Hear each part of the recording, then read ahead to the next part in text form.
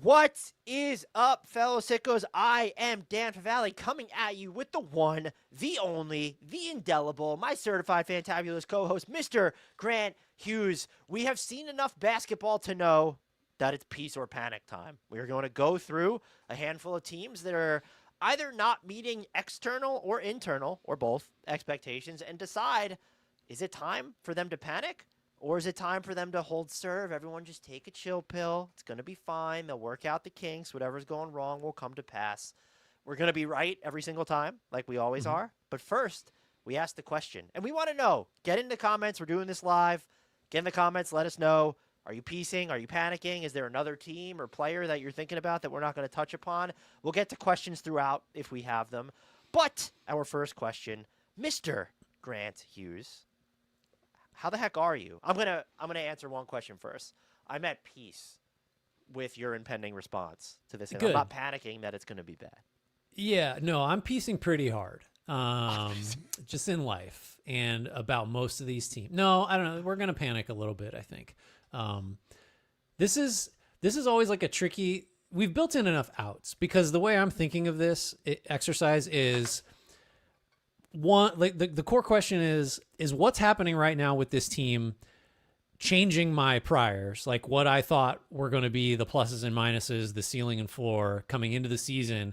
And then this is where like the parachute is, like, could it turn around? I don't know, maybe. So there's definitely some equivocating that we can do, but that's how I approach it. Is that your general kind of how you come at the peace or panic discussion of like, and it's not, we're not going to talk about teams that are doing terribly that we thought were doing terribly because that's not interesting. It's more just teams that have shown a side of themselves that is causing us to think like, oh, maybe I got this a little bit wrong to start the year. Or like maybe based on their own internal expectations, things are not going to plan, right? That's kind of how you get nominated into the peace or panic discussion.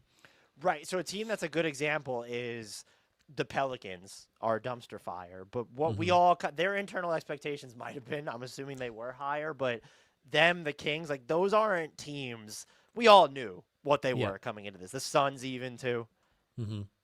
I mean, really, I'm very peaceful about the Suns. They're way better than I thought they would be, but they don't get to be in the conversation. But Jalen Green coming back and just being absolutely sensational, apparently. He Jalen Greened all over the place. Up against that super athletic Clippers defense. That's a team that we might touch on.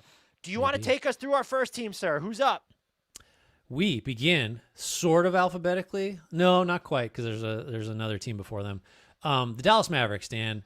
Their offense sucks, and we knew that was going to happen, or at least strongly suspected it. They rank 30th in offensive rating. They're 6th on defense, also kind of foreseeable. That levels out to a net rating rank of 25th. One stat to note here, the Mavs are shooting 28.3% on wide open threes. That's bad. That's also last in the league. The next worst team, which is the Blazers, are about 4 percentage points better. So that's 4 points better. That's an enormous gap. Bonus stat, the league average in the restricted area is 67.4%. The Mavs do not have a single non-center. They also don't play very many non-centers, so this stat is biased. Shooting league average in the restricted area.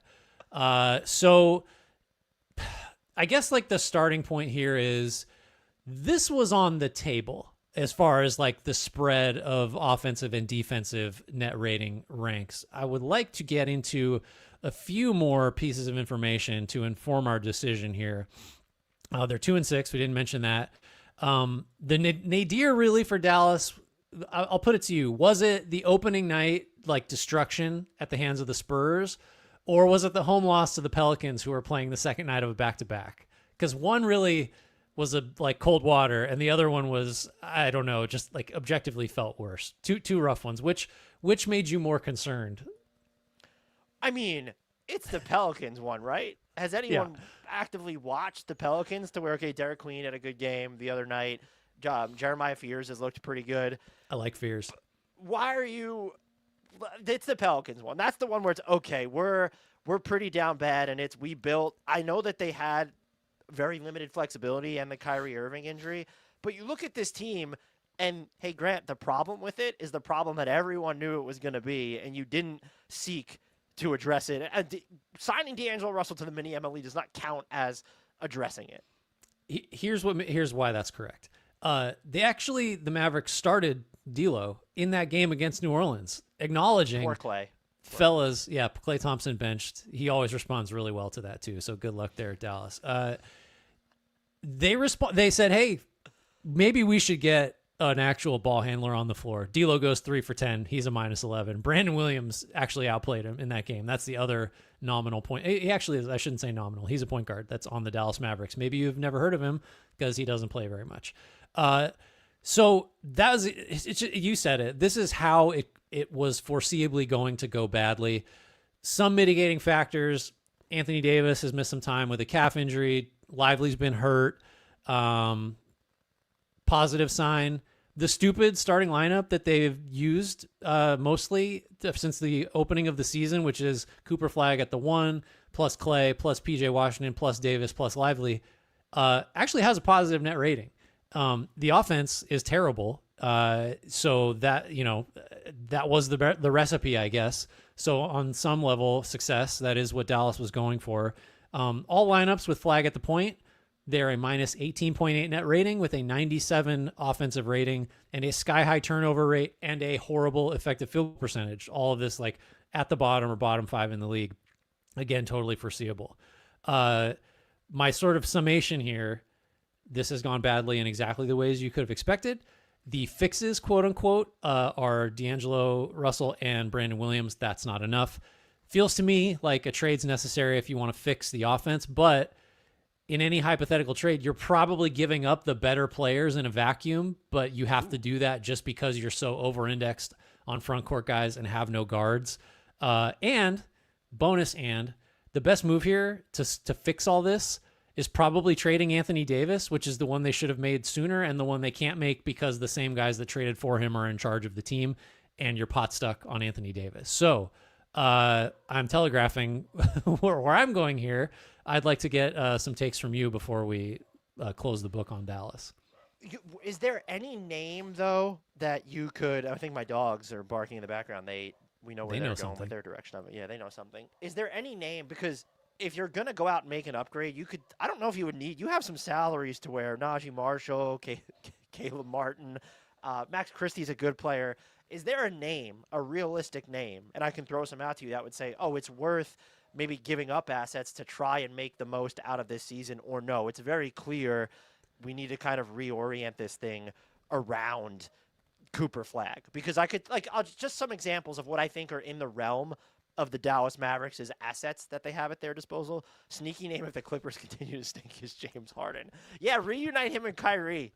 Let's do it. What could go wrong? Shout out Miles Johnson. I will say Harden would solve a lot of your problems here because he would just completely commandeer the playmaking, which is what he's doing for the Clippers, which we'll talk about shortly. So I guess what is the level of player they would need for you to feel better about, let's make it about this season? And is it needs to be Austin Reeves or Tyler Hero? Are either of them good enough? Does a Malik Monk or a Kobe White help? Could it be something? Are the Celtics willing to talk on Peyton Pritchard? This is part of the reason you panic, because the first class of names, the Reeves, the Heroes, that would be pretty close to you can't play 2 centers and 2 power forwards. Like there's no point lead ball handler that like fixes all of that. But you'd need to swing that big, I think, to like really make a meaningful correction to what's gone wrong here. But can you do that if you know you have Kyrie Irving coming back? And as management, do you do that? I don't think you swing that big because you know you can say, well, this isn't the team. This is just the team until Kyrie comes back. And who better to solve all these issues than a guy like Kyrie? So why are we trading for Reeves, who's going to get super expensive, or maybe we lose him for nothing, or Hero, if we know we just got to wait this out and trust the defense or whatever? We can sell that as the plan all along. And so then the alternative of the Kobe White tier of players, which maybe isn't that far behind like the Tyler Hero tier, but a notch below, you're like, well, what's the point of that? That's just a little Band-Aid. Why give up anything when we know we have Kyrie coming back? I think where you really run into trouble is if Kyrie's just not that good. And certainly this season, I don't imagine he's going to be that good. Is My final question on this before getting to our verdict: do you think, on some level, they're doing a disservice to the development of Cooper Flag here, to where he's not going to be able to optimize himself on offense, and also because of what you kind of have him on, he's guarded a lot of on the ball on the defensive end, which does take away from that disruption, that playmaking away from the ball that he is supposed to bring. And then if you're focusing on the defensive end, okay, well, what's the player that would maybe allow him to slide into his natural? That might be more of a front court issue for the Mavericks, although if you got a Peyton Pritchard, could probably come in and defend a bunch, like some of these smaller players with the ball in their hands. That's another question they have to factor in. So I think if you believe that Cooper Flag is as good as most people do, you're not doing like permanent damage. I don't think. I do think it's very obvious that he's not being put in the best position to succeed. I'm not panicking about him specifically because I do think he's just, if and when Dallas puts him in a spot that actually makes sense for his skills and experience, he'll be great. I don't think this is going to compromise anything long term. It is like, it's not ideal what they're doing though right now. Like, because I don't like, is he going to be a point guard ultimately? Like, yeah, maybe a big wing / forward that has a lot of on ball juice, but like, I don't see a world where Cooper Flag's best possible utilization is running the offense. Like, I don't think so. But I'm not worried about that. I am panicking about this season for all the reasons we've gone through. And I'm panicking for the long term because like I went through like just the Nico Harrison of it all and the decisions that he's made. That, like, again, this ties back to what I mentioned earlier. Like, the thing to do is probably trade Davis, but that can't happen as long as Harrison is still making decisions, because that would be just admitting the failure that we all know the Luka Doncic trade was. And I just don't think executives are willing to make that kind of admission. So like, the best decision Dallas could make cannot be made for reasons that have nothing to do with like what's actually best for the team, if that makes sense. Yeah, and also I don't know what you would get in a trade package for Anthony Davis at the moment, would be the other thing that would be complicated. But I am in agreement with you that if you're the Mavericks, this is the perfect time to panic. They need to panic this season at least. I'm with you there. And I hope they shouldn't go chase throwing good money after bad, though, because of the name where it's, if you're going to give first-round picks to bring in someone, I know you have Cooper Flag, but you're not insulated against being bad into the future. Our next team up is the Dallas Mavericks. Grant, they have fixed everything on the offensive end except just kidding. No, they have not. They are 25th in offense. Hold on. You said Dallas Mavericks. We just did them. You're talking about the Orlando Magic. I apologize. The Orlando Magic have fixed everything on the offensive end except they haven't. 25th in O rating, 17th in defensive rating. That's concerning. 22nd overall in net rating. Notable stat, the Magic, Grant, are 26th in points allowed per possession off turnovers. They were 6th last year. As a bonus stat, they were dead last in average offensive possession time last year. They're now the 7th fastest team, and a lot has just not changed. And so what I did was, you go in, you dig into their shot profile, Desmond Bane taking fewer threes. That makes absolutely zero sense. Some of the things might get better. Franz Wagner shooting better from three is a really big deal. Is there a more quietly divisive big name in the NBA than Paolo Banchero, Grant? Let's start there. Not at the moment. All my questions were about to be about him, so. Looking at this team and the way that they are running their offense, there are, I think, two big conclusions people want to draw or will at least consider. Is Paolo Banchero isn't good enough, or that's going to be a problem, or Jamal Mosley needs to go, or both. I'm looking at the offense, and they're playing faster with it seems like not having changed anything. So I went back and watched every single Orlando Magic turnover on the season. Condolences. Shout out to Desmond Bane travels. But the other thing is, they're just their version of faster offense is, okay, they're getting across half court faster. It's not really transition, although they are spending more time in transition, but they're just going to dribble into traffic and then make bad passes, apparently. Yeah. Can I jump in? Because no. I was aware of the the stats that you cited, or some version of them, that like, no, the pace is up. They're moving faster, and you, in different ways that can be measured, and it's true. That rubs completely up. That's the wrong way to frame it. That runs counter to what a lot of people like immediately were pointing out with like, this is the most deliberate station to station ass offense that you see in the modern NBA, of like, the ball doesn't change sides, the ball stops, all that stuff, like all this is maybe more of the Mosley side of the criticism. Is that something that leapt out to you? Can you verify all the criticism of the aesthetics of the offense, of just like, nothing's happening off the ball, it's super basic, it's slow, it's uninventive? Is that what your rewatch kind of confirmed, or is that overblown? I don't think it's overblown. I do think there was the game. I can't remember.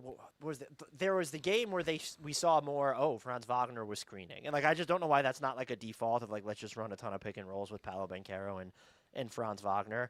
But yes, there's a lot of, they're clearing out a side of the floor and still going to work, but they're doing it faster. Like, those players are going to dribble. They're starting it at 17 on the shot clock instead of 12. Is that what that means? Right. And look, part of the problem is that all of these guys, whether it's going to be Franz Wagner, Paolo Banchero, Desmond Bane, Jalen Suggs, are all very good secondary playmakers. And I don't know if like, you're going to throw bodies at them in the paint because defenses still don't respect Orlando shooting, and they respect it even, like, if Desmond Bane is the guy that's getting into the paint, they're going to respect it even less because of the players that are around them.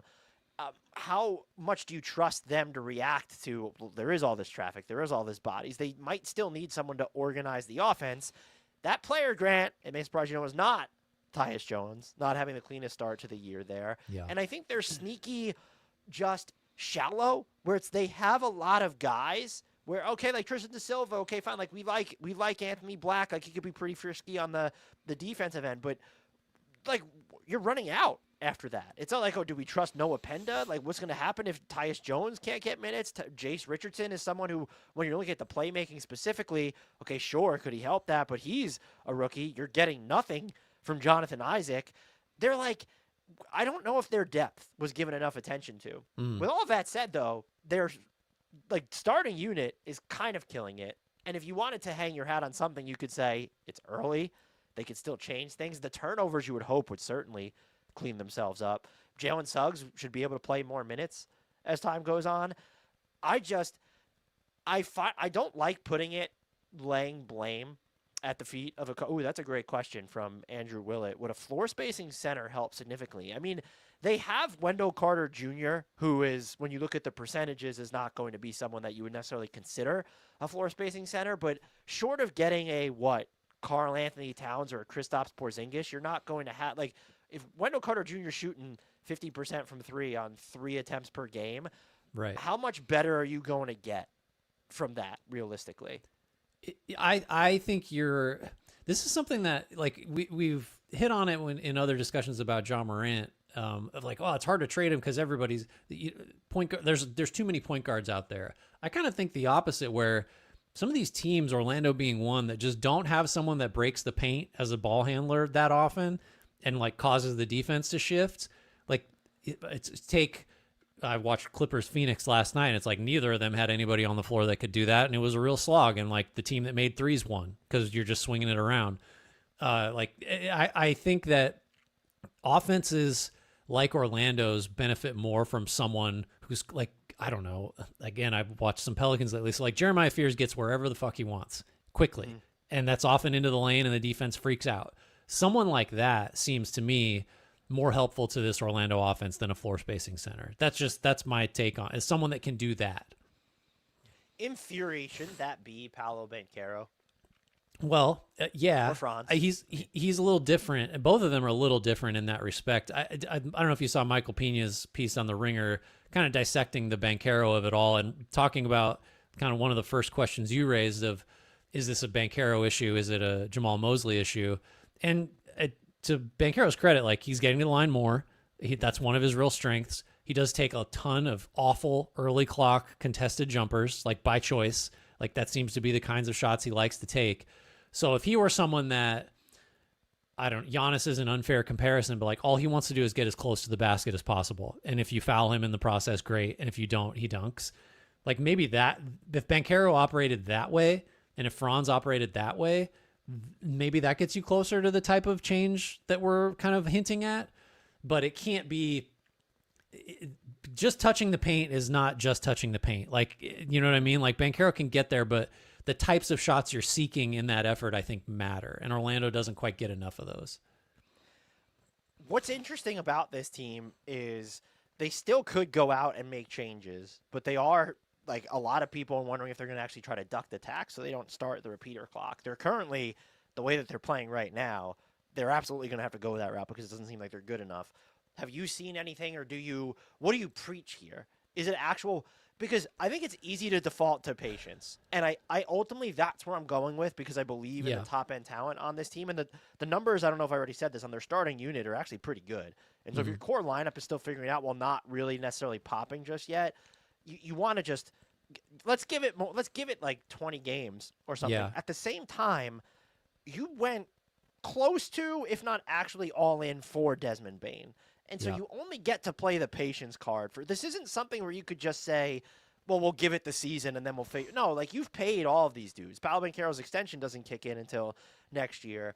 That's where I think this is why it's so interesting to Orlando, is because I think rightfully so, because we were clamoring for them to make a move for 2 off seasons basically before they go and get Desmond Bane. But once you make that move, which is maybe why they didn't in the first place, that the clock of urgency really starts to tick. Yeah, I lean patience too, but I think where I'm getting back to, if it's a Paolo question, I'm just never going to say, like, well, he's done getting better at this stage of his, like, there's no way.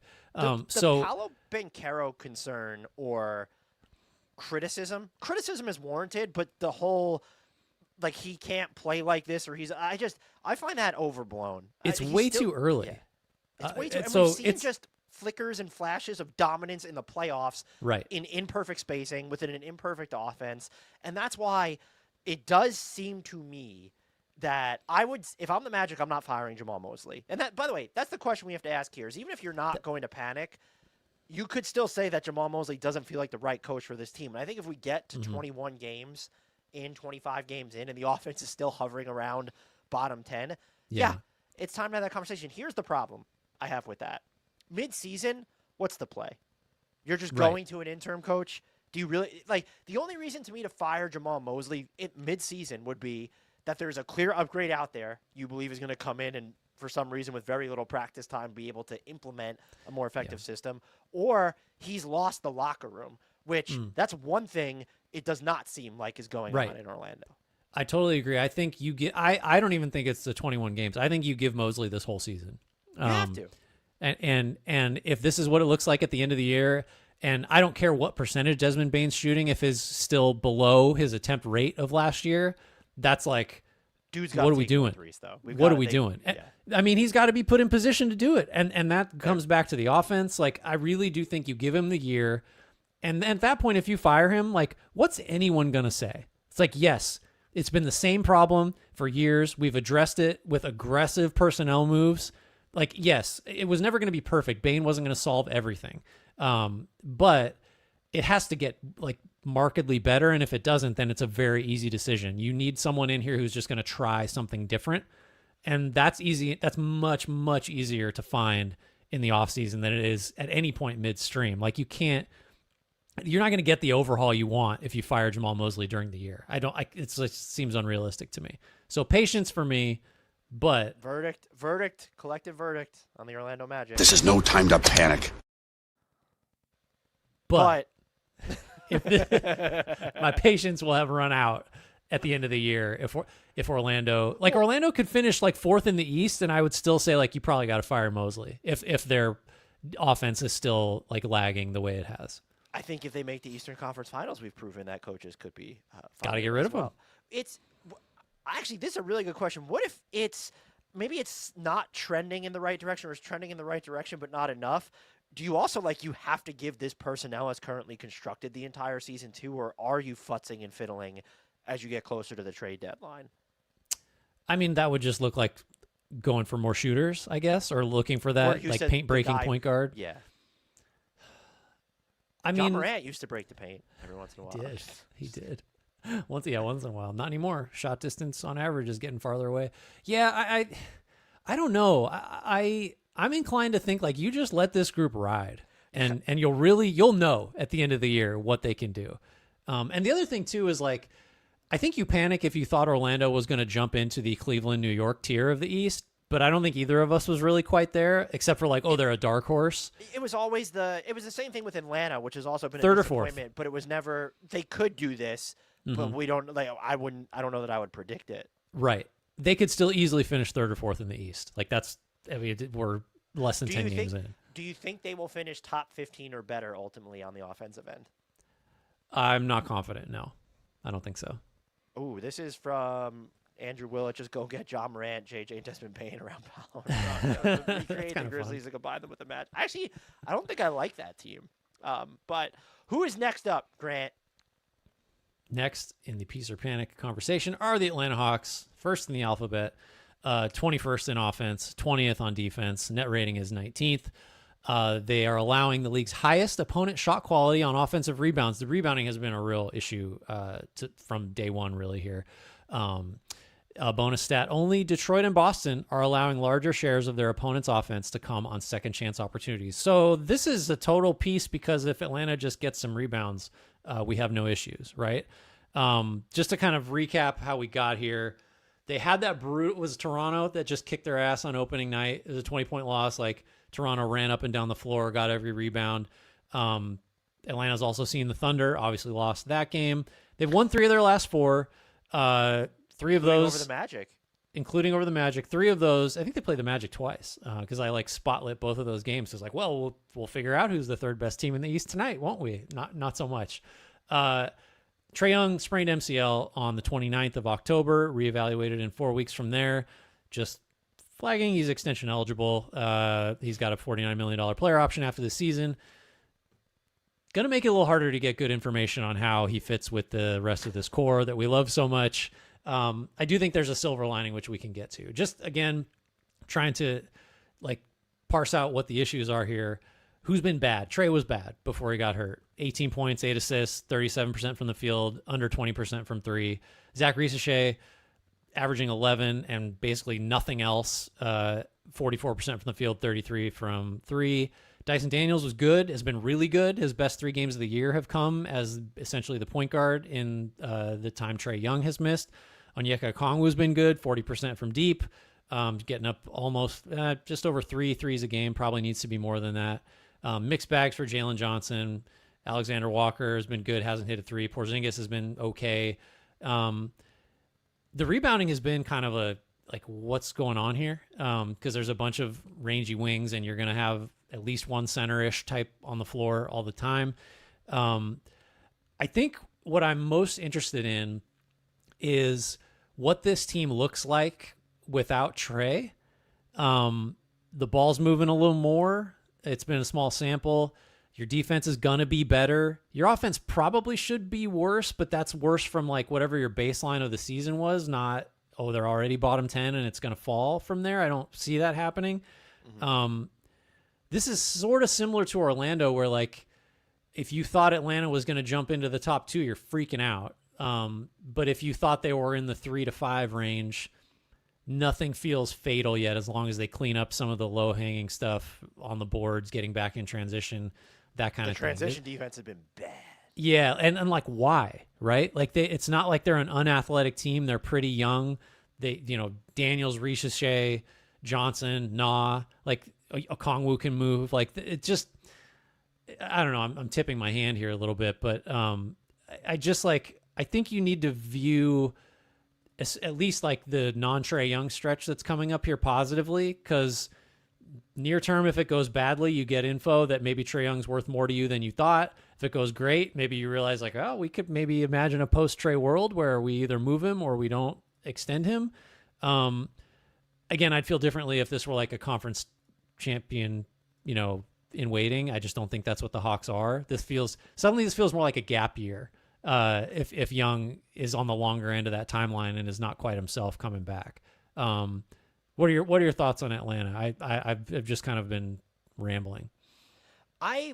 So my thoughts are Atlanta is I'm concerned because I can't figure out like what the primary concern needs to be for this team. And so you go Yeah. through that whole list of stuff. And if you're mentioning a gap year, are you then deciding, okay, well then Trae Young is not a part of the future? Because if that's you can't.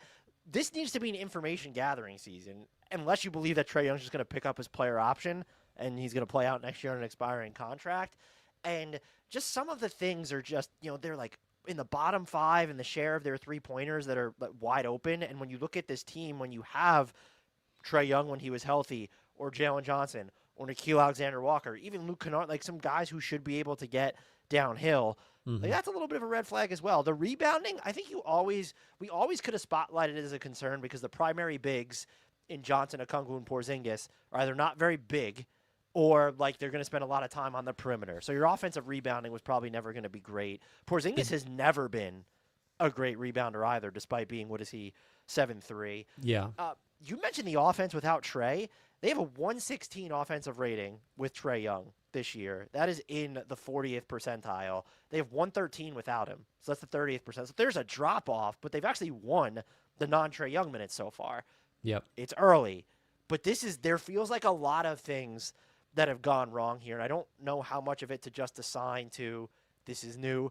It needs time. With the Magic, it feels like there's those very core crux issues that aren't necessarily ingrained into the fabric of the personnel. I'm watching the Hawks, and it's how are they supposed to be better in all of these X amount areas? And a lot of it does come back to offensively anyway. Yeah, Trae Young does need to be better and healthier. Yeah. Are they going to get to that point? I expected them to be better on defense, even with Trae Young on the court this year. I didn't think they were going to float. 20th is probably, honestly, I'm surprised it's so high. Yeah, I mean, there's a discussion to be had about whether Trae Young is really anywhere close anymore to, well, if he's on the floor, your offense is, top 5. Like that's just him by himself. It's been a while since you could really credibly say that, I think. So I don't know. I think the most interesting potential outcome here is like the Hawks are just like not that much worse on offense and are great on defense in the non-Trae Young stretch here. And it's like, so then what? Like, what do you do? Like, how important is Trae Young going forward? And like, unless Jalen Johnson really pops, like there's not really a first option star on this team, but maybe Young isn't good enough at that anymore. And you can have a more balanced defense first team without him. I'm fascinated to see like what this next month looks like and then how that informs what happens with Trae Young. It's way too early. They're 4-4 to like proclaim, I don't know, anything really to me. I think the next month is way more valuable than the first 2 weeks to that end, right? Like that, because that's where the information gathering, as you said, is going to happen. Yeah. Are you concerned? I know you mentioned Ricochet, kind of a topsy-turvy start. Any concern with him, or do you think that that's something that's going to normalize? Because he was, for like the latter, 3/4 or 2/3 of last season, he was really good. He shot it well, yeah. And I don't know. Like you go all the way back to the draft scouting report of like, this guy's not a star. He is probably a helpful two-way wing. That's where he'll top out. Like, is he really that far from that status at the moment? Like, it's kind of like how we decide peace or panic based on our priors for this team. Like, my priors on Ricochet weren't that high, so he's been moderately underwhelming relative to those, but I can't panic yet because, like, unlike most number 1 picks, Ricochet is not integral to the Hawks' future, which sucks, but, like, that's just, he was never going to be that guy to me. So what's the verdict? Peace for me. I'm going to go peace as well. This is no time to panic. You're welcome, Atlanta Hall. I was on the fence about that one, though. I don't know how close you were to go in the other direction, but I was on the fence. Yeah, the no Trae is like, well, okay, I guess we'll just check back in a month. Our next team up is your Memphis Grizzlies. They're actually my Memphis Grizzlies, though. Rough start for them. They are 26th in offense, 25th in defense, and that's good enough for a 26th net rating rank. A notable stat here, Grant, among every player with a usage rate of at least 25 this year, only Shaedon Sharpe, Jeremiah Fears, and D'Angelo Russell are averaging fewer points per shot attempt than John Morant. That might be connected to some of the Grizzlies' struggles. I erroneously cited this on a John Morant episode that's going to go live on Tuesday. I attributed it to Trey Mann. I apologize to Trey Mann. It was D'Angelo Russell, not Trey Mann. Bonus, their starting five, preferred starting five, a minus 22.1 points per 100 possessions with an offensive rating in the 0th percentile. That is low. That is low, Grant. Did you know that is low? That feels like that should be a negative percentile. Under 100 is not so good. They're averaging like 0.94 points per possession, which is not great. This team, we did a whole episode that will be dropping soon where we dig deep into the John Morant situation, but that is, of course, looming over this. He has games where it feels like he was quietly quitting, and then it culminates in his suspension. He comes back. As we're recording this, he has not been great since his suspension.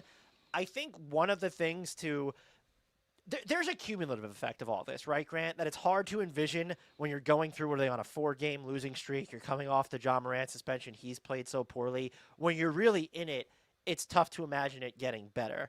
But if we were to cite some positives for the Grizzlies, I think you start with they are so goddamn injured. It is just their bigs.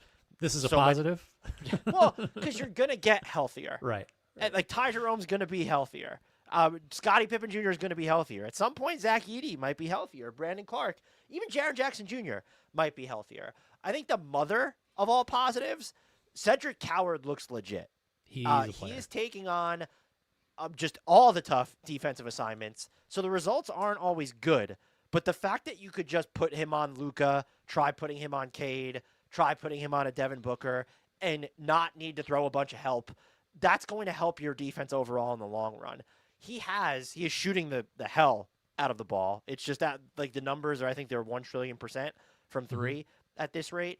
He is making stuff happen in transition, and he's not just scoring. I think he's at like 1.5 points per possession in transition, but he has the second highest foul rate among anyone to score as many points as himself in transition. Only Paolo Banchero has a higher shooting foul rate drawn.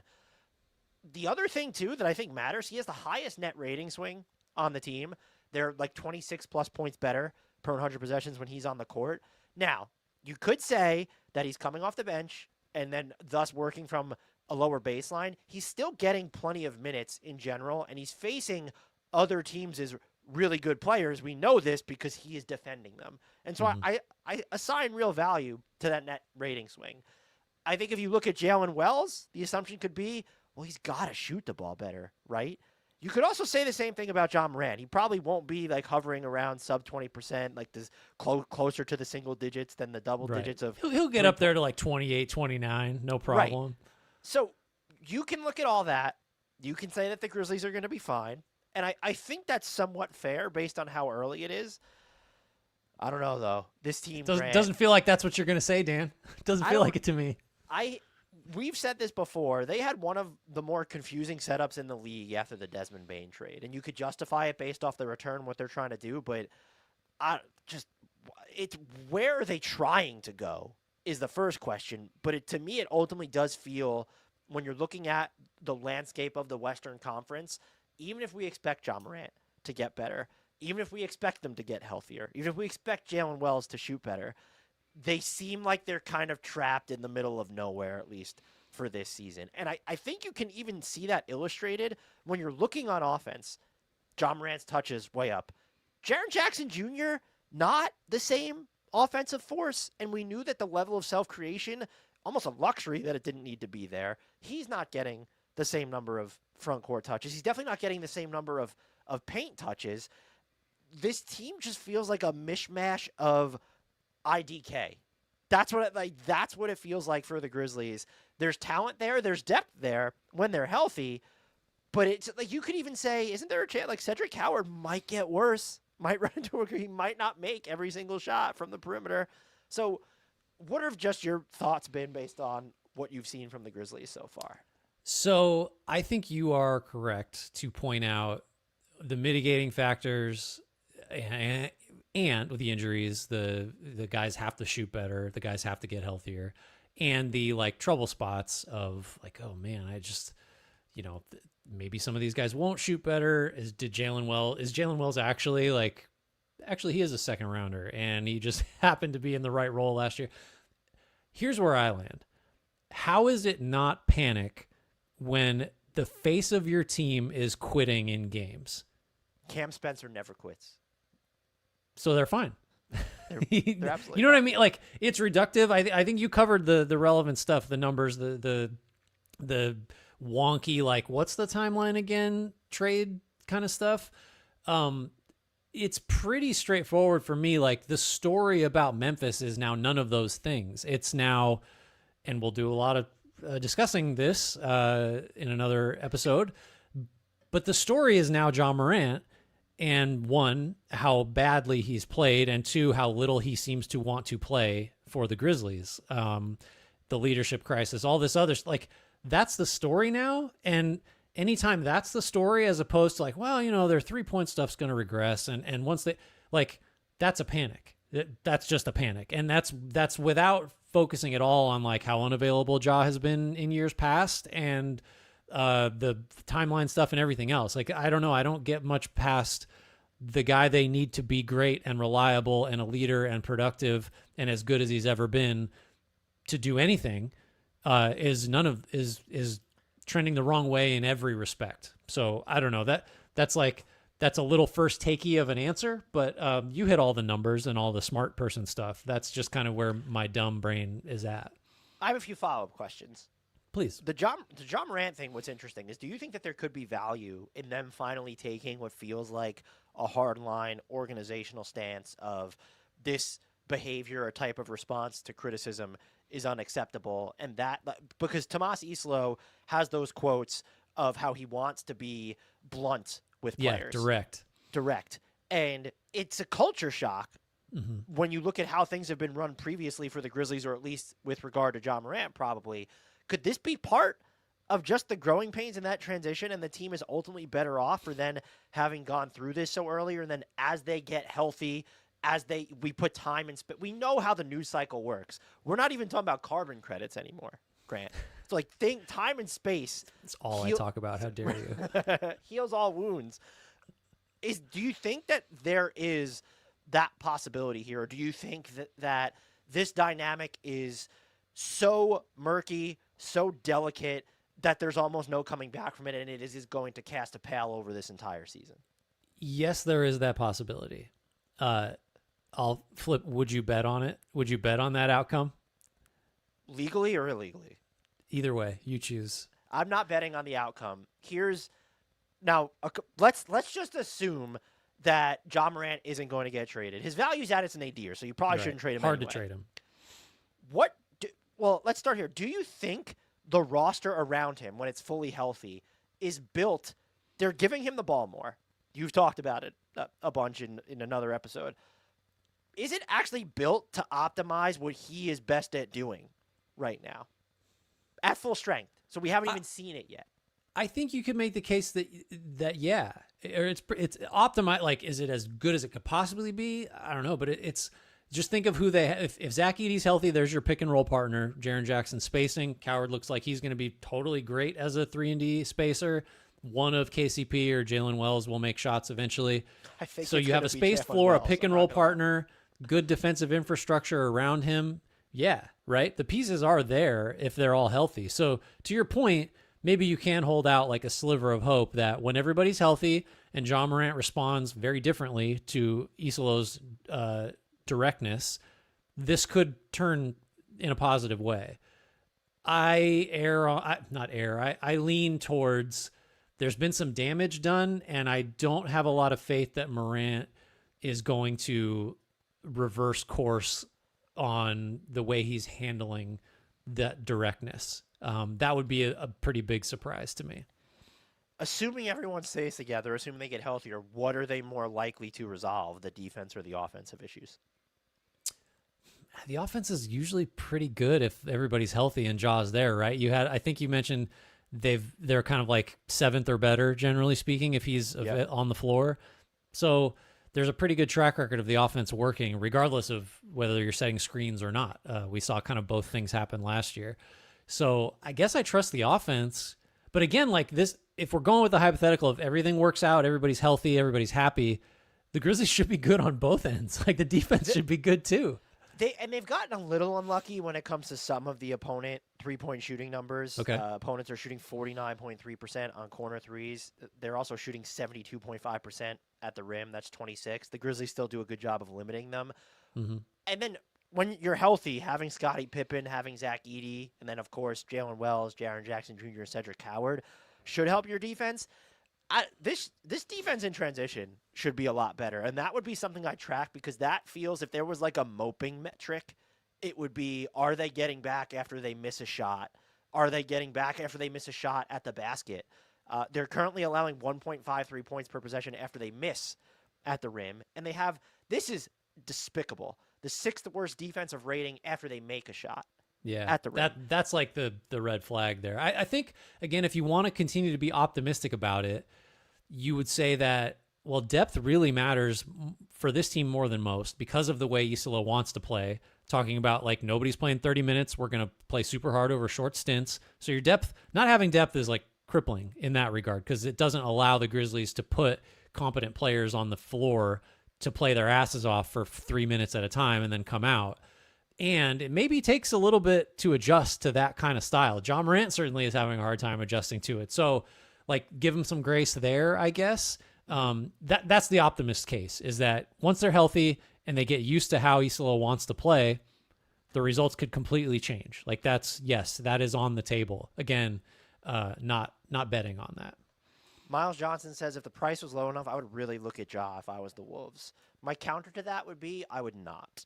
I don't love the John Morant, Anthony Edwards fit. I'm curious as to what – I don't even know what constitutes a low enough price for another team. Forget about the Grizzlies for a minute. We mentioned Naz Reid and Dante DiVincenzo for John Morant. It's just the baseline, and I think the Grizzlies would want – are you getting Rob Dillingham in that? Are you getting a pick swap? I think the Timberwolves might say, no, that's like too much for us. Yeah. That's – I mean, look, one thing we have discovered in talking about it is there is not an easy – oh yeah, that's the spot for John Morant trade. It's like you're comparing a bunch of bad options, like kind of on both sides, which is hard to parse. So according to 6 out of 5 dentists, This is the perfect time to panic. Are you ready to take us through our next team, Mr. Grant Hughes? This is the LA Clippers. They are 26th on offense, 25th on defense. That's going to shake out to a number 26 net rating. They are, let's see here. Oh, I had a good quote that I'm going to get to in a second.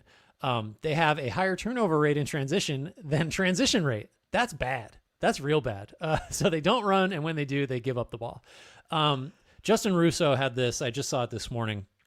Through 8 games, Clippers opponents have made 20 more threes, turned the ball over 23 fewer times, and attempted 37 more shots. That sums up the 3 and 5 starts, which is also... The turnovers have been like confounding for a team that, I don't know, like it's not like they're this wildly dynamic offense that's doing a bunch of high risk stuff. It's a lot of veterans. It's a lot of station to station guys. So that part has been very strange. Just to kind of the how did we get here? Everyone remembers where they were when the Clippers gave up 129 points to Utah on opening night, including 78 in the first half. That was wild. It took a Kawhi Leonard buzzer beater to knock off the mighty New Orleans Pelicans the other day. The Clippers have also beat Phoenix and Portland, but they trailed by huge amounts in both of those. They scored 79 points in a loss to the Warriors and were 6 of 33 from 3, had 10 assists to 16 turnovers in that one. There have been some real lows. That 79 points was the lowest scoring total the Clippers have had in 4 years. Don't know if you know this, but offense has been trending up lately, so that's pretty rough to see. A couple more stats here. 29th in pace, 29th in drives per game, 29th in average speed on offense, 30th in turnovers. That was easy to see coming. Good news, they've been unlucky on opponent shooting, almost 41% from deep. That's number 27. More good news, location-based effective field goal percentage, Clippers are 6th. So they're allowing the right shots. Hang the banner. It's hang it to almost top 5. One problem there is opponents are shooting 71% at the rim. That's 26th. And you're giving up a lot of threes. 43% of opponent shots have been threes. That ranks 28th. There are a lot of numbers you can point to that are either A, like what, like the turnovers, for example, or B, well, that's going to regress, which is a lot of the shooting stuff. I think if you're working big to small with the Clippers, James Harden, and both Harden and Kawhi missed the loss to Phoenix the night before we're recording this on Thursday night. So whatever. Harden has been basically as good as he was last year when he finished 10th in MVP voting. Like 23, 8, and 5, 47% from the field, 42 from three. The turnovers are up, but like he's the only guy that can make plays, so he's on the ball a ton. It's baked in. Kawhi has been also like roughly as good as he was last year. Now, that's where it starts and ends for the Clippers. If those guys are good, now we made a lot about there's a lot made of the depth of like, even I was like, oh, you could take this second unit with CP3 and Bogdanovich and whoever else, and like, I don't know, they'd win 35 games. That's where the trouble is guys like Bogdanovich has been bad / hasn't played a ton. Chris Paul's been terrible, just has not made shots, looks his age. Brook Lopez is making and shooting a lot of threes, but not doing a whole lot else. Bradley Beal has been terrible, looked awful in Phoenix, was booed every time he touched it, and even like theoretically motivated to shut up the Suns last night, he just couldn't do anything. So the bench is a problem. I should have included Zubats in the like work big to small. I thought he looked totally fine. He dominated stretches against the Suns. His numbers are somewhat similar. Offensively, he's playing a little bit less than last year. So put that back up there, Dan. Yeah, that's where we might need to get to, or I'll do it. Miles Johnson says Zubats has regressed heavily on defense. Don't know what the numbers say, but the eye test isn't. Yeah, I would say that the eye test was not super hot against Phoenix last night. He's still, I'm not worried about him defensively. I'm more worried about the personnel trying to keep guys out of the paint that are on the front line and point of attack. Big to small, again, just to summarize, the three most important players are doing fine.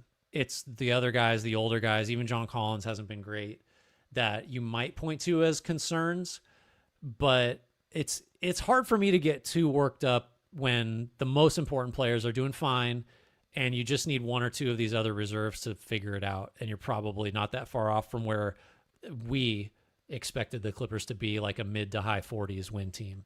Any thoughts on, is that your take on that? Like if Kawhi and Harden and Zubats are fine, what are we talking about? Or do we need to be a little more nuanced than that? I think we might need to be a little bit more nuanced just because the overarching premise is fine. But part of the idea, if you're mentioning the bench is a disaster, they could do things to, I think, optimize the bench to where it's okay. CP3 probably needs to play with a Kawhi Leonard or a James Harden at any single time. Like having him next to Bradley Beal or Chris Dunn, like I don't think that's going to do anything for the offense. But they are so, you mentioned kind of the point of attack stuff. It feels like they could struggle to field two-way lineups that are going to check the boxes. That, like, doesn't it feel like if we're going to address one concern, it's going to come at the expense of somewhere else? If you were trying to assemble the Clippers' optimal lineup, or what's the lineup that makes the most sense, it feels like we're constantly going to be pulling something significant or somewhat significant away from one of their strengths. I think, I don't know if I totally agree with that. I do think, and this is just a Harden thing, if Harden's not on the floor and Paul is going to play like this, you can't trust. Chris Dunn's not an offensive point guard. He's out there to defend and just kind of be there on offense. Bogdanovich looks bad. What I think the issue is when Harden does not play, there's not a lot that you can do offensively outside of Kawhi making contested twos like that. So what you're saying is optimal lineup sacrifices something. So that's your optimal lineup is your starters, right? Like Harden, Kawhi, Derek Jones. 4 different starting lineups through 8 games. But wasn't that baked into the Clippers of like, well, availability is an issue? I think, to me, as we're talking about this, it does come back to, we may have, based on these early returns, dramatically overstated the importance of like all these veteran depth pieces that they added. Maybe that's where, like, long-term, we need to reevaluate some things. John Collins having like 3 times as many turnovers as made threes, obviously not ideal. Ooh, what is their...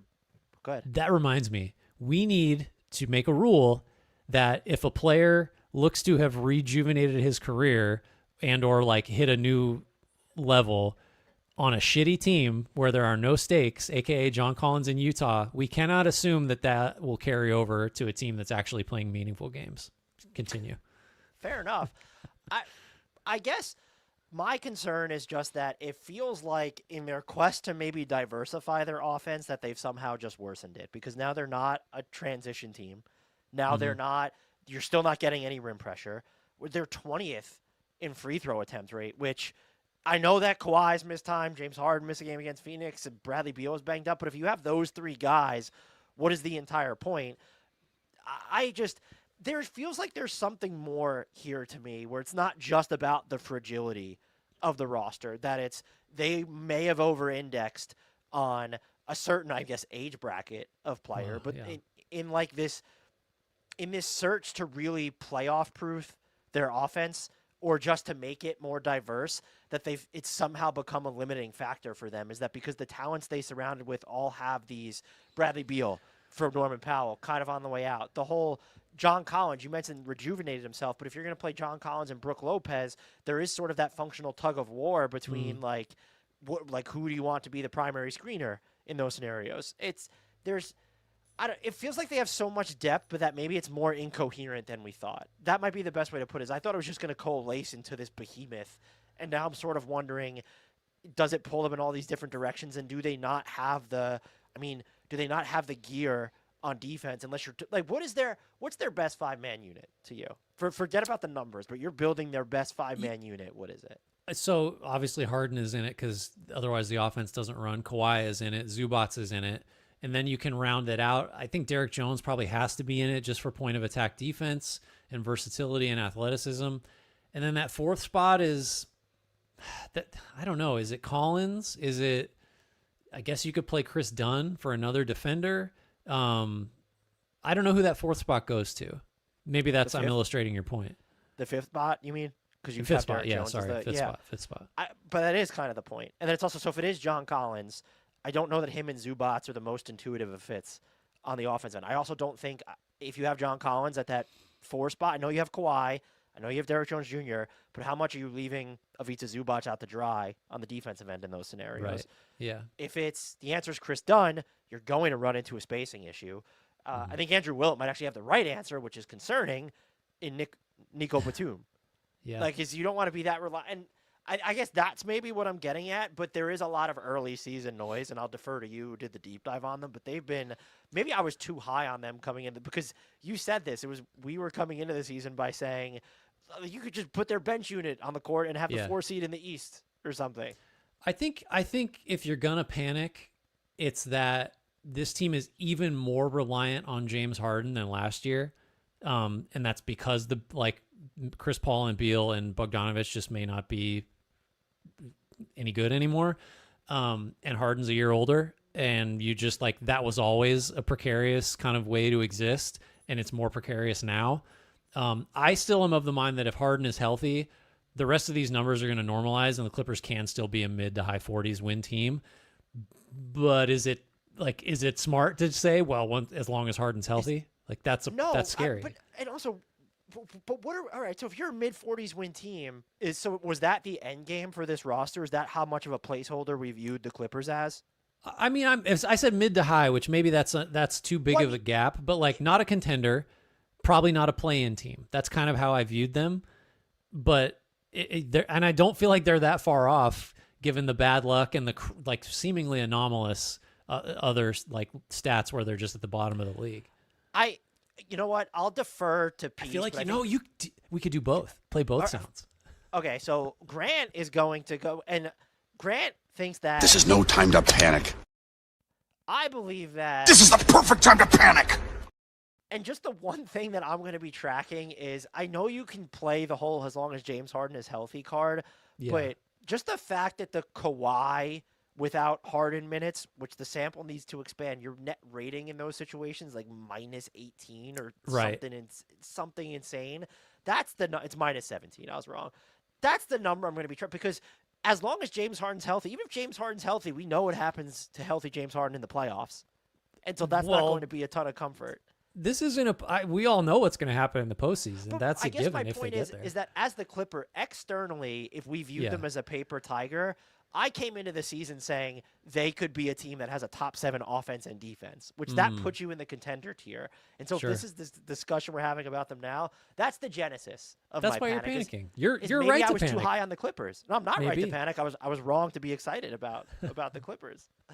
We have another team to get to here. They are the Minnesota Timberwolves. Grant, well, we got to get some rankings from them first. They are, as we record this, 5th in offense. That's pretty good. 26th in defense. That is pretty bad. That's good for a net rating of 18th. Anthony Edwards has missed some time. We could throw that in there. Grant, here's a notable stat. They have the 4th worst first chance defense in the NBA. They were the 4th best first chance defense last year. So we filtered out any second chance opportunities. Here's a bonus stat, which is kind of amazing and absolutely terrifying. Their defensive rating improves by 32.9 points when Rudy Gobert is on the floor. That is the 2nd highest swing in the league, behind only Mr. Victor Wembanyama. He's pretty good. Here's the you go through the numbers, the on-off numbers defensively for Rudy Gobert. They kind of don't align with the eye test at all a lot of the time. Opponents are getting to the rim so much less, shooting so much worse when they're there, but it still feels like the Wolves are missing some top-line gear on defense, even when he's on the court. Dane Moore had pointed this out, him and Kyle Tyke, on one of their recent episodes, that Rudy Gobert feels like he's staying home more on the bigs, and if he can't play both sides of the pick and roll, you're really reliant upon your perimeter defenders. So now when you have Anthony Edwards missing time, and Jaden McDaniels being kind of feeling like up and down on this year again, on that he started kind of the same weird way, so maybe he normalizes. You lost Nickeil Alexander-Walker. You're playing Dante DiVincenzo a bunch now. Teams are going after, they're going after Rudy Gobert. In pick and roll ball handlers are finishing 11 possessions against him per game. The Wolves, not surprisingly, have been absolutely atrocious at defending the pick and roll. They're allowing 1.04 points per possession against pick and roll ball handlers. Only the Pacers allow a higher mark at the moment. And just for reference, they allowed 0.89 points per possession last year. The Rudy thing, I think there might be something there. You can see it on offense a little bit too, but maybe he's shouldering too much on defense. Lowest defensive rebounding rate of his career. When you're looking at teams, like the volume at which they go after Naz Reid or Julius Randle, who pretty good on offense this year, very bad on defense this year. Going after Dante DiVincenzo, you almost need Anthony Edwards and Jaden McDaniels on the court at all times to have enough ball containment for you to feel confident in the Wolves' defense with Rudy Gobert, I feel like. Never mind without him. There's some of the stuff, the transition moments on defense, like this is a team that should be playing better there. I think you can look at, I'll mention it a third time, the fact that Anthony Edwards has missed some time. The Wolves should be fine there, but you probably wanted, I would say maybe you didn't expect more, but when you traded for Rob Dillingham, you probably wanted more out of him than you're able to get at this point. The Mike Conley of it all, him coming off the bench, he's shooting well from 3. You've had to give some Bones Highland some minutes. I think Jalen Clark, he's missed some time too, but he's been, I think this is maybe the problem when you're getting into their secondary rotation. Is he the player that you just trust most? Yeah, so he's far? too important. He's too important. Terrence Shannon Jr., I was guilty here. I thought he was going to be so good this season and just really hasn't been that on defense. Hitting an okay amount from 3, but he's just not getting a ton of minutes. The three-point volume isn't really there. Again, thought he would be better defensively for them.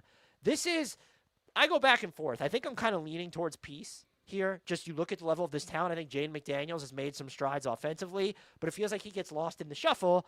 How do you balance it with Julius Randle and Anthony Edwards when they're both healthy? We could talk about the point guard of it all with this team. I'm more worried, and yeah, it'd be nice to say Rob Dillingham can do this or that you have more of a floor general, because right now you're too reliant on Anthony Edwards, the playmaker. Just given how they fared on offense and then looking what's happened on defense, that's where I'm going to focus on. And if you want the point guard concerns to come from there, it's we want a different point of attack type of option or just another perimeter body that we could trust aside from Edwards or Jaden McDaniels. And Edwards he's guarding the level of assignments he's taking on. The Knicks game, he comes back after missing time and is just defending Jalen Brunson a bunch of time. I don't think you want him even if he's talked about being in those situations, I don't think you want him having to need to do that. You can't if he's going to play real minutes and run a huge share of the offense. You can't do that for a full season. That's true. Wouldn't it be nice if all we had to worry about here was Mike Conley's old, DiVincenzo's not a point guard, Dillingham's not ready, and the offense was the sole problem? Like that. This, I don't know. It's hard for me to get. I was like skeptical that we should even include the Wolves until the Knicks game when they scored 1 trillion points in the paint against Minnesota.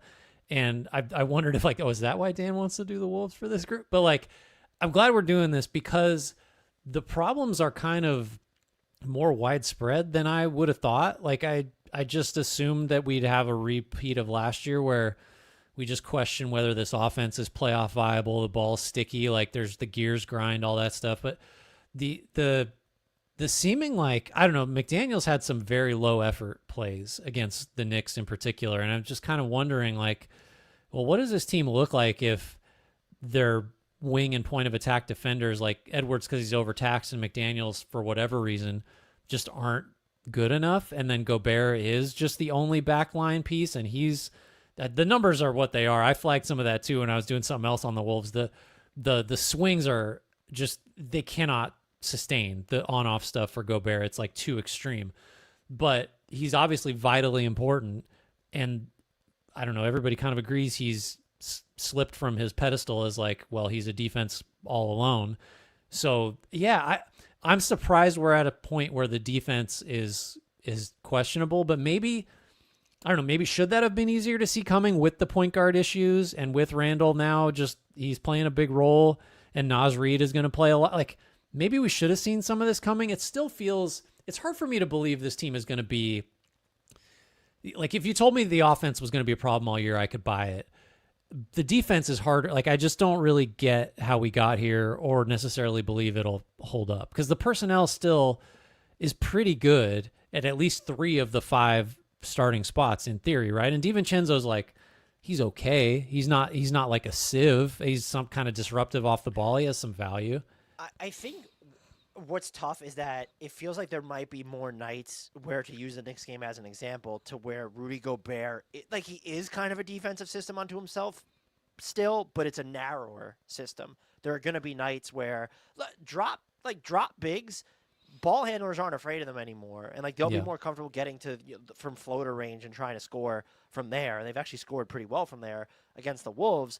But I think the two concerns would be there's going to be more nights like that, and I think that's more concerning in a playoff context than a regular season, because if you get 2 nights like that in a 7-game series, that might be the series right. to where that you got crushed on the glass with Rudy Gobert on the court, and like you were getting like out manhandled with second chance opportunities. The bigger concern might be, do you think what I view as, just based off what I've seen from the Wolves, the ball containment issues, some of the perimeter things, how much of that do you believe is, okay, Anthony Edwards did miss some time, Jalen Clark did miss some time, and when you look at the names, let's say the core names that I think would be associated, Jalen Clark, Terrence Shannon, Anthony Edwards, and Jaden McDaniels, you think there's just going to be enough there for everything to normalize, even if you're getting a version of Rudy Gobert that, while still defensively effective, is probably not, what is the word? Is it as versatile or all-encompassing as he was in years past? He was like transformative. Like his presence alone meant your defense was good.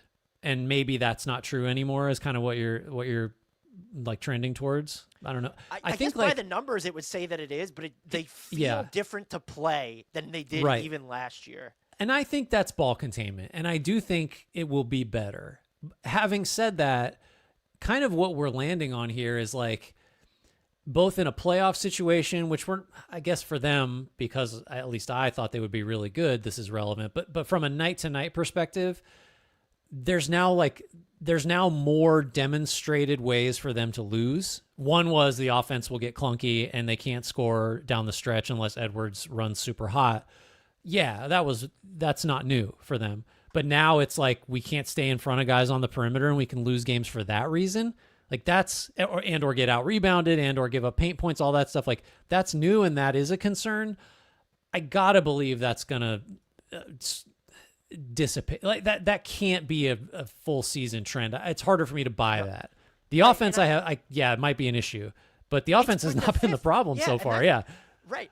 And the other thing that we could point to, I had this in my notes, is that the starting five of Edwards, DiVincenzo, McDaniels, Randall, and Gobert, opponents are shooting 47.1% from three. There you go. Including, they're not shooting well on non-corner threes. They're at 81.8% from the corners. So stuff like that will normalize, and the rim protection stuff is fine during that time. So for me, I'm like, I need more time. I'm going to say that this is no time to panic. And I think that sounds like you're on the same page. But of the teams that – oh, go ahead. I know I'm co-signing that with the, I don't know, caveat that I thought of all the teams we talked about today, the Wolves would be the best. And so, like, that's the only reason I have a little bit of panic is because they're not playing like a team that's going to win 50 plus. Like that, which is, I don't think we had any – no, none of these other teams to me were 50-plus win teams going in. So that's the reason I'm a little concerned, but still not panicking. I think if I were to panic, it would be because I'm more worried about how they're going to match up in a playoff series than I am about the regular season. And also last year, this is kind of a theme with the Wolves, is during this era, it does feel like they've kind of made things harder than it needs to be. Yeah. And they've had these slow starts, and sometimes they're extended. We'll have to see if they fix it. But this is kind of – they need to figure it out with who they have right now because there's not a move. It would be – because I don't know. I think Randall – we didn't really talk a ton about him, but he's been really good on offense from, we're getting the bully ball version of Randall who's also making threes. That's really good for the offense. That's the best version of Randall. Yeah, and it papers over some of your other concerns. But what is the player – because they don't have picks to trade where – like who's the player that they would feasibly move? And I think I look at this team and say – Anthony Edwards and Jaden McDaniels are the two players that they probably can't afford to move. And the numbers say that Rudy Gobert is still one of them. But it's who's the player aside from Anthony Edwards that has net positive value to other teams on the market? DiVincenzo, Jaden McDaniels, sure. But like DiVincenzo, maybe. Naz Reid on his new contract, maybe. And if you're moving one of those guys, what is the priority? Is if you move Naz Reid, you're getting smaller then because you're not going to get a center who's going to it needs to be with basically this roster because I don't think there's a move out there that could augment what is their biggest concern, which is the ball containment right now. Yeah, no, I think that's right. I mean, does Dillingham have value to a second draft, like younger team where they can just let him go out and make mistakes? Maybe, but that's not getting you back anything other than a third point guard, which might actually help, but I don't think he's going to get you anything crazy. What about he's not trade eligible yet, but like a Cam Spencer? I made a joke about him this is not related to the comment that we have, but would not be mad if the Clippers can pull off a deal for Io or Kobe White. The Clippers, I don't know if they have the assets to get a Kobe White deal done, but Io DeSunmu, that's someone who could be really good for them. But do they even have why the Bulls aren't going to want Rob Dillingham? So what is and you can't trade first. So what is the package? Is swaps enough to get that done? Yeah, we're not panicking though. That's the takeaway. Not yet. I think they're going to be fine, but it's in the moment. It's the Rudy Gobert stuff is just because the numbers are saying one thing, and then you're watching, and they just feel more vulnerable even when he's on the court this year. Yeah, that's the vibe. We're not going off numbers. Just anymore. vibes. We're going off vibes. It's like summer league analysis. Vibes only. You got anything else, or are you ready to take us out of here? Oh, we did have a Warriors question, I think. Oh yeah, we got to do that. Bill asks, there you go. Should Warriors fans be worried that we're only going to get a limited number of games where Steph, Jimmy, and Draymond play together? Also, is Al Horford washed? Not any more worried on the first part than we knew that we needed to be coming in, because that was always the defining thing, is they'll be good when those guys are there, except when they're giving away games to the Pacers and Bucks, and they'll struggle when they're not all there. The Horford thing, it does come down to missing or making threes, and he has just not made any for like a week.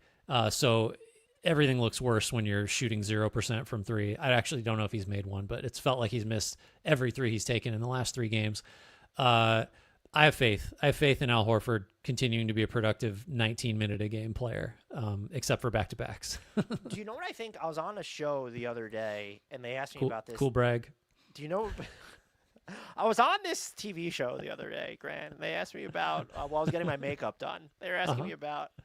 They asked me about the Al Horford thing. Do you think we're just sort of not accounting for the fact that they basically signed him the day before the regular season started? Oh, And interesting. And that's why he's been. integration. Yeah, I mean, at his age, though, and with his experience, like, shouldn't he just, like, his whole offseason is like he knows exactly what he's doing every day and, like, he should hit the ground running? But fair point. I don't know. I'm just not any more worried about the Warriors than I was. No. And the only other team I kind of thought about here was the Cavs, and then Darius Garland comes back and the offense looks like a world beater, and so that would have been an easy piece for me. Yep. Yeah. All right, I think that's going to do it. Thanks, everybody, for the comments. Also, leave some comments on the YouTube video here. Rate, review, and subscribe. Leave us a thumbs up. Give us Are some you hype piecing points. or panicking about these teams? We're just, I don't know. Like, is there a third category people would like to nominate? Just, what's a P word that's like not, that's in the middle of peace or panicking? Are you pacified? What is in the like? We're placated. I don't Placated? understand. Yeah. Pretty similar. Let us know. What else? Join our Discord. Link for that in YouTube and podcast description. Tell your friends. Tell your enemies. Till next time. Shouts Frank Ntilikina. Apologies, Jared Allen.